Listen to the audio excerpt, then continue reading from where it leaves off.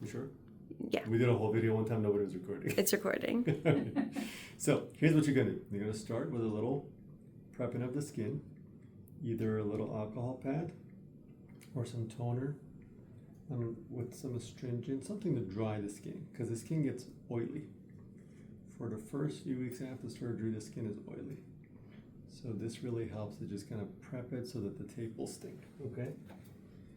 Then you start with the 3M micropore tape. That's the only tape I like to use. It's a very special tape. Start with a small piece. You go at the bridge and you just lay it down. You'll see me use the term lay it down a lot instead of press it down. Don't press it down, okay? So it's like always 50% overlapping, and you're gonna be able to see the video once we're done. But it's just overlapping 50% at a time. I'm just laying it down, just kind of releasing it. So I'm not like cinching it down, I'm not pressing it down. And I just keep coming till I basically cover a little bit over half of the tip. Right there. Okay, so that's basically it. Don't make it go too wide, don't go on the face because you don't want to make it ugly. Stay on the nose, and then you go on the bottom. This one's the longest piece. Don't cover the nostrils. It goes just on the little skin here, above the nostrils, and then go out towards the eyes, almost like a V. Don't make it a U, make it a V, and you'll see why. Because when you make it a V, you don't pinch the nostrils.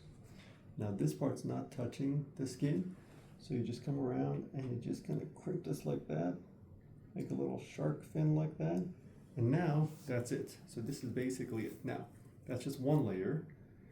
I went from top to bottom. Now I'm doing from bottom to top. Still, I'm not yanking on the tape. I'm not pulling on it. I'm just laying it down, letting it touch the skin, crimping the bottom here, creating a little shark fin, and then going back up the nose again, super gentle. If you press down, you can bend cartilage, you can damage cartilage. So don't think that pressing down further gives you a better result. It doesn't. It actually makes it worse.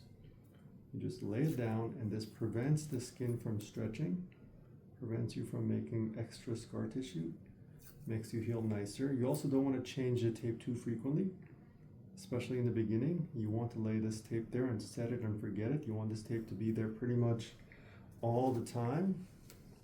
If you move it around too much, if you change the tape too frequently, you actually end up creating too much swelling. You don't want that to happen, because every time the tape is lifted off, if you take it off too quickly, you can actually pull the skin up and create too much swelling.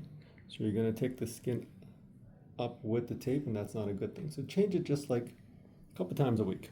Once a week, twice a week, as long as it's nice and dry looking like this, leave it on. So again, look, it's a small piece of tape.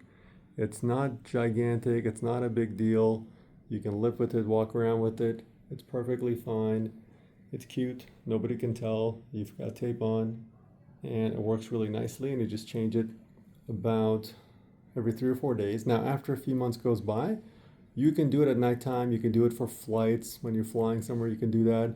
Exercising, you can do that. But the first month to a month and a half, you want to change it very infrequently, just every 3 or 4 days. Put it on, leave it there for a few days, and then take it off, and then go from there. But after a couple months, you can use it as needed for air flights, for exercise, for stuff like that.